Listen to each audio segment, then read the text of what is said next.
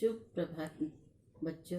आज हम छठी कक्षा का नागरिक शास्त्र का पहला लेसन हमारा सामाजिक जीवन इस पाठ का अपन अध्ययन करेंगे। ठीक। हेलो बच्चों, आज हम नागरिक शास्त्र का पहला लेसन हमारा सामाजिक जीवन इस पाठ का अध्ययन करेंगे। हमने बच्चों 5वीं कक्षा में पढ़े थे कि मानव की उत्क्रांति किस तरह से, उत्क्रांति यानी धीरे धीरे होने वाला विकास। हमारा वर्तमान सामाजिक जीवन हजारों वर्षों के विकास उत्क्रांति का ही परिणाम है। मनुष्य पहले जो आदि मानव था वो पहले इधर उधर घूमता था, जंगलों में घूमता था, जंगल में जो भी उसको चीज़ें मिली, प्राणियों का मांस वो खाता था। फिर उसमें परिवर्तन होते गया और वो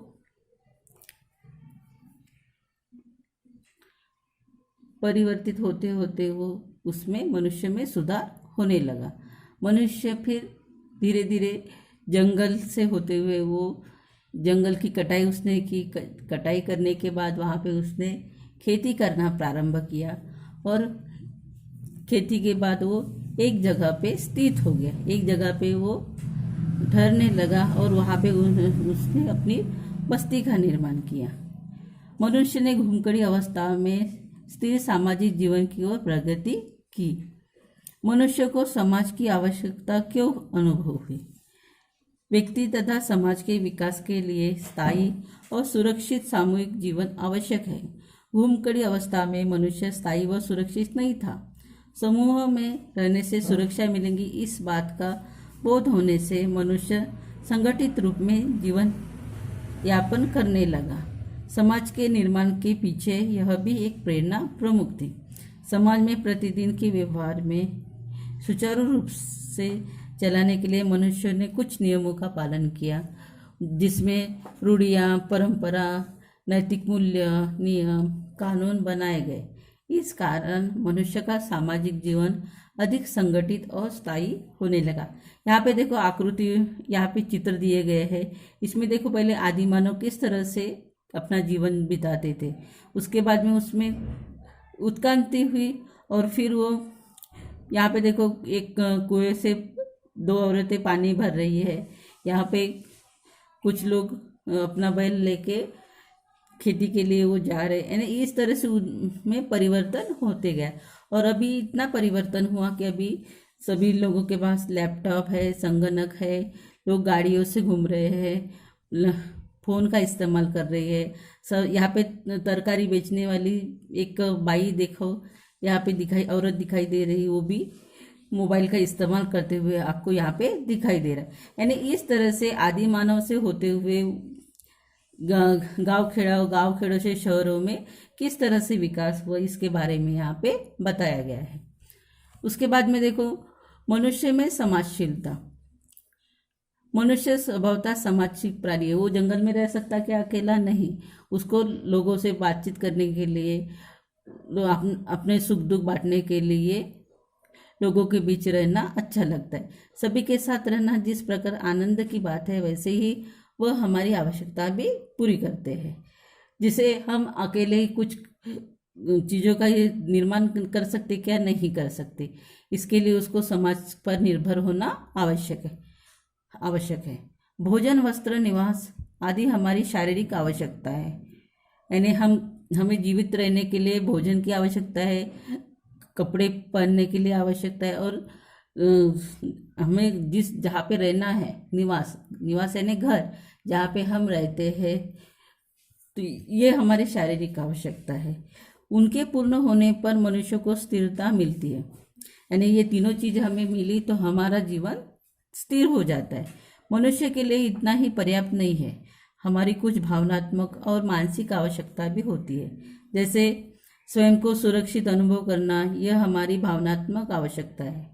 आनंदित होने पर हमें वह आनंद किसी को बताने की भी आवश्यकता है। हमें कोई खुशी हुई तो हम हमारा आनंद व्यक्त करने के लिए दूसरों की सहायता लेते हैं। हमें अगर दुख हुआ तो वो हमारा दुख हम परिवार के साथ बांटते हैं, रिश्तेदारों से, मित्र को हमारा दुख वो बताते हैं।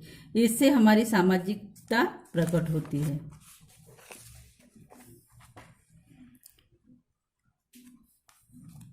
इसके बाद में यहाँ पे एक दिया गया है कि एक बच्चे को चित्रकला प्रतियोगिता में प्रथम क्रमांक मिला। तो उसने वो अपनी खुशी मित्रों को, सहेलियों को बताई और अपना आनंद उसने व्यक्त किया। ऐसे करने से क्या हुआ, उसको सराहना मिली, लोग यानी अपने दोस्तों से उसकी तारीफ हुई और इससे प्रेरणा उससे क्या मिली कि उसको अच्छे चित्र बनाने की प्रेरणा मिली। यानी इस तरह से अपने जीवन में अनेक प्रकार की घटनाएं घटित होती है। उसी तरह से भोजन, वस्त्र, आवास, शिक्षा, स्वास्थ्य ये हमारी मूलभूत गरज है, आवश्यकता है। समाज में लोगों के परिश्रम, कौशल्य द्वारा वस्तुएं निर्मित होती है, जैसे शिक्षा, स्वास्थ्य विषयक सेवा सुविधाएं के कारण हम सम्मानपूर्वक जीवन जीते हैं। ये सारी बातें हमें समाज से ही उपलब्ध होती है। विभिन्न उद्योग हो गया, व्यवसाय से हमारी आवश्यकताएं पूर्ण होती है। हम सभी चीज़ें बना सकते क्या? नहीं। हमें पढ़ाई करनी है तो हमें पुस्तक की आवश्यकता है और पुस्तक के लिए कागज की आवश्यकता है और कागज का निर्माण कौन करता है? उद्योग द्वारा, छापखाना द्वारा। पुस्तक सिलना, जिल्द व्यवसाय, ऐसे अनगिनत व्यवसाय उद्योगों का विकास होता है और अनेक लोगों का इसमें योगदान रहता है। समाज के विभिन्न व्यवसाय द्वारा हमारी आवश्यकताएं पूर्ण होती है। इसके द्वारा हमारी क्षमता, कौशल्यों का भी विकास होता है। समाज में मूलभूत आवश्यकता की पूर्ति होती है। समाज की सुरक्षा, सराहना, प्रशंसा, सहयोग आदि घटकों के लिए हम सभी एक दूसरे पर निर्भर होते हैं। इसलिए हमारा सामाजिक जीवन ये परस्परावलंबी होता है, यानी एक दूसरे के ऊपर निर्भर रहता है। यहाँ पे भी एक देखो, करके देखो।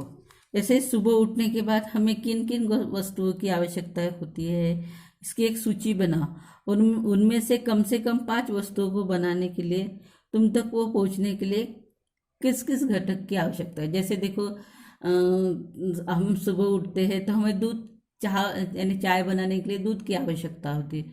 तो दूध कहाँ से आएगा? हम वो ला सकते क्या? नहीं। उसके लिए दूध वाले के पास जानने पड़ेगा। और दूध वाला कहाँ से लाएगा? वो गाय से दूध निकाल के वो हमारे तक वो पहुँचता है। यानी इस सभी के लिए वो हम एक दूसरे के ऊपर निर्भर होते हैं।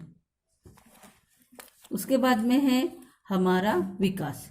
प्रत्येक मनुष्य में स्वभावतः कुछ गुण और क्षमताएं होती है, वे सुप्त अवस्था में होते हैं। समाज के कारण ही मनुष्य सुप्त गुणों का विकास होता है। जैसे एक दूसरे से बोलने के लिए हम एक खाद भाषा का सहारा लेते हैं। जैसे छोटा बालक अपने परिवार से ही बातें सीखता है। जैसे जैसे वो बड़ा होता जाता है, वैसे वैसे परिवार से, आस पड़ोसियों से वो सीखते रहता है।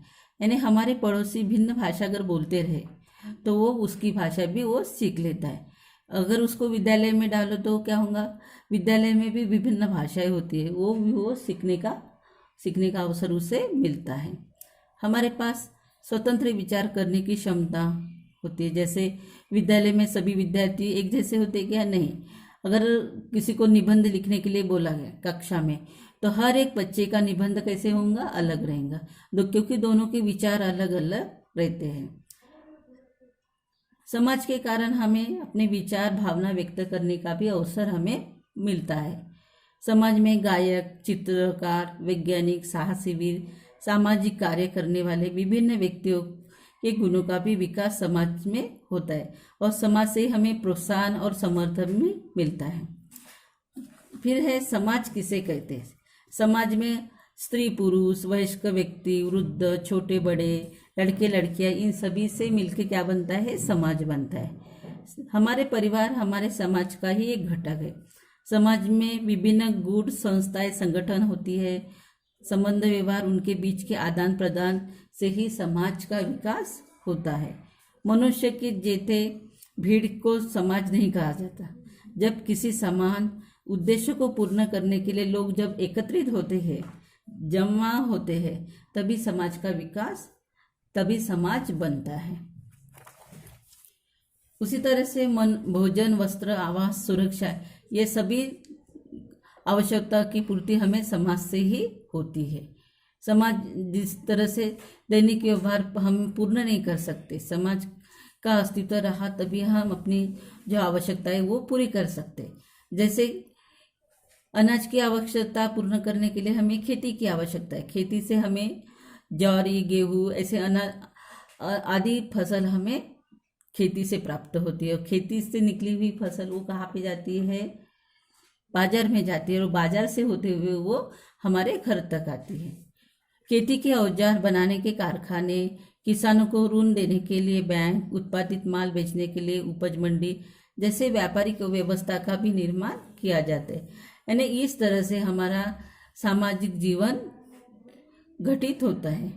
और हम भारत के सामाजिक विविधता में भी समाज का विकास किस तरह से करना चाहिए, इसके बारे में इस पाठ में हमें बताया गया है। ठीक है बच्चों।